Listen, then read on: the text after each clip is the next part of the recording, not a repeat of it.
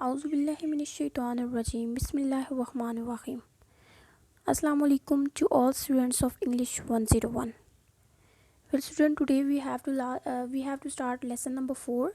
Lesson number 4 start करने से पहले I would like to request कि आप लोग हमारे चैनल को लाइक कर दें, सब्सक्राइब कर दें और साथ जो बेल आइकन है उसे प्रेस कर दें ताकि हमारे चैनल में अपलोड होने वाले तमाम वीडियो लेक्चर्स आपको साथ साथ मिलते रहें।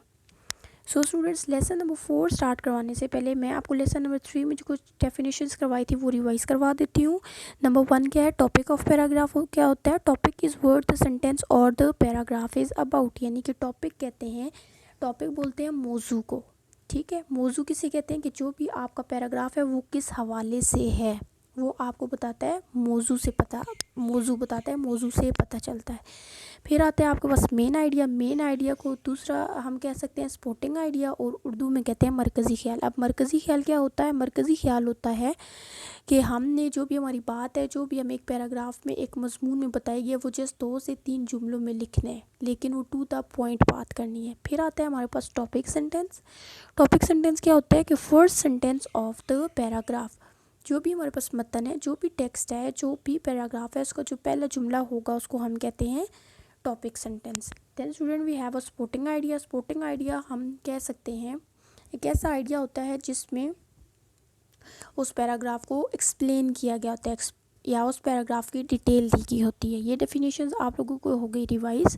अब हम लोग अपना लेसन नंबर 4 स्टार्ट कर लेते हैं। लेसन नंबर जो 4 है वो बेसिकली आपका एक्सरसाइज बेस्ड लेसन है। एक्सरसाइज बेस्ड मीन कि ये जो चीज़ें, ये जो डेफिनेशंस मैंने आपको बताई हैं, आपको रिवाइज़ करवाई है, यही बार बार आपने रिपीट करनी है। ठीक है, इस लेसन में उन्होंने कहा है कि आपने प्रीवियस लेसन्स में स्किल्स सिखाए गए थे उन्हें माइंड में रखना है और उन स्किल्स को देखते हुए हमने 3 चीज़ें फाइंड आउट करनी है। ए है identify the topic of paragraph, B है identify the main idea and C है identify the supporting idea. Students, यहाँ पर आपको 6 पैराग्राफ दिए गए हैं। What is a computer? ठीक है, यानी कि computer is a machine with an intricate network of electronic circuits that operate switches और magnetize tiny metal codes. These switches, like the codes, are capable of being one of those possible states, that is, one or off, magnetized or demagnetized. The machine is capable of storing, manipulating numbers, letters, characters. The basic idea of computer is that we can make the machine to we want to inputting signal that turn the certain switches on and others off, or that magnetizes और demagnetizes the core. ठीक है students, यहाँ पर आपको ये 6 के 6 जो paragraph 1 2 3 ये आपको इस चैप्टर में 6 पढ़ाए गए हैं। इनका क्या मकसद है कि हमने क्या करना है, इनका हमने बताना है टॉपिक क्या होगा, हमने बताना है स्पोर्टिंग आइडिया क्या होगा और मेन आइडिया क्या होगा। अब स्टूडेंट्स, जो हमारा पैराग्राफ नंबर 1 है, पैराग्राफ नंबर 1 का टॉपिक क्या होगा? A computer is a machine. Main idea होगा we can make the machine do what we want it to do. Supporting idea होगा machine is capable of storing and manipulating numbers, letters and characters. ये हो गया आपका paragraph number 1 का topic, main idea and supporting idea.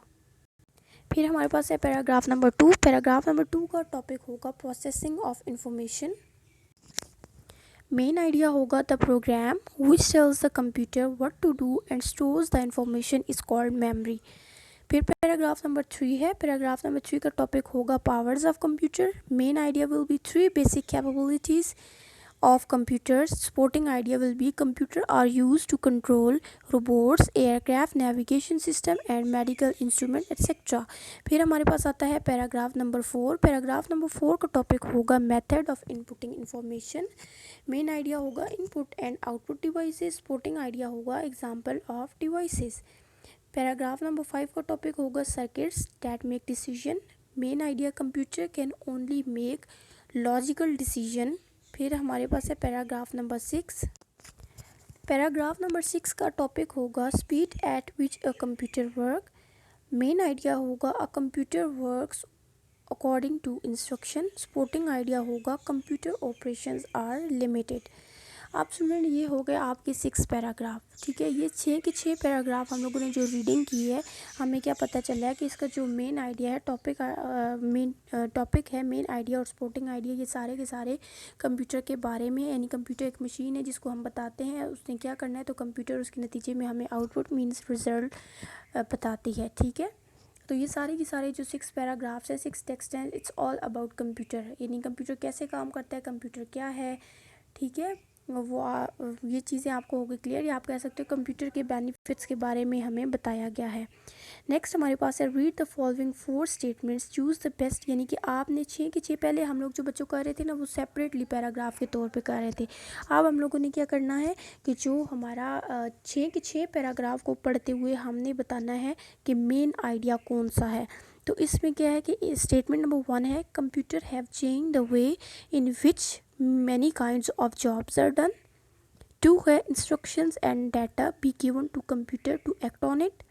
3 है computers are machine capable of processing and outputting. 4 है without computers many tasks would take much longer to do.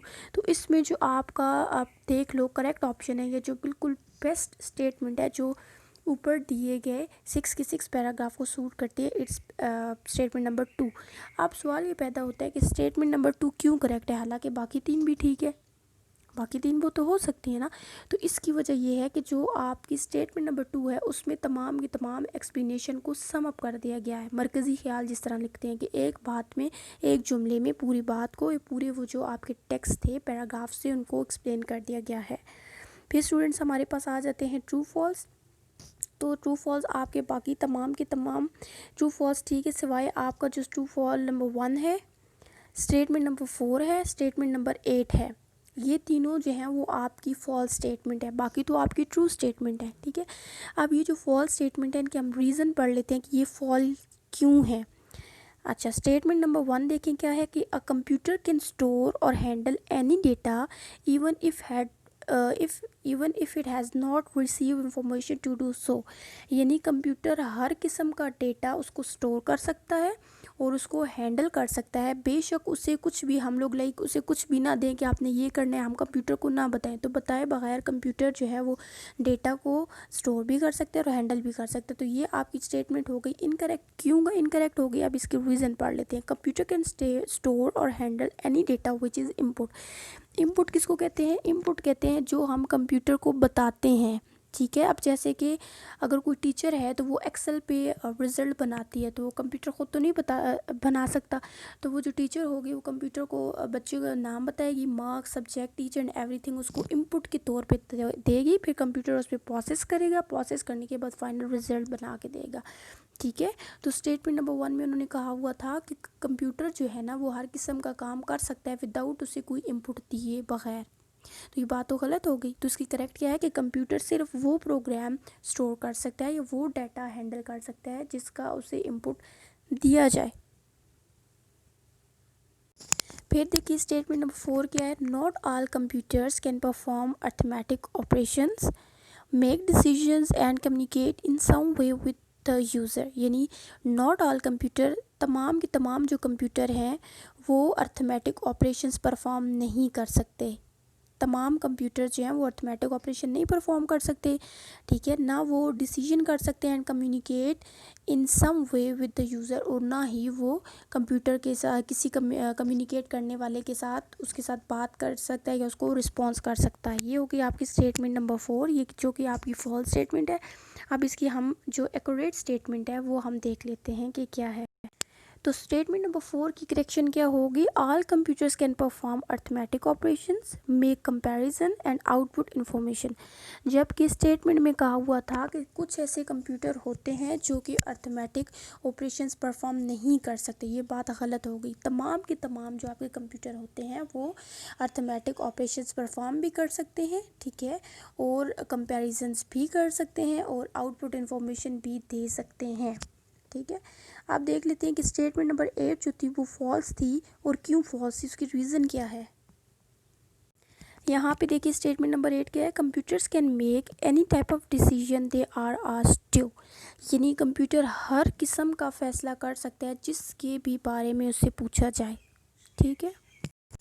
तो ये बात हो गई रॉन्ग, ठीक है। कंप्यूटर हर बारे में आप जिससे पूछे वो आपको डिसीजन उसका नहीं बता सकता। सिर्फ कंप्यूटर 3 चीज़ें डिसाइड कर सकता है, वो क्या है, is 1 number less than other, are 2 numbers equal, is 1 number greater than other, ठीक है, कंप्यूटर सिर्फ ये 3 चीज़ें डिसाइड कर सकता है, हर चीज़ का मसला कंप्यूटर आपको नहीं बता सकता।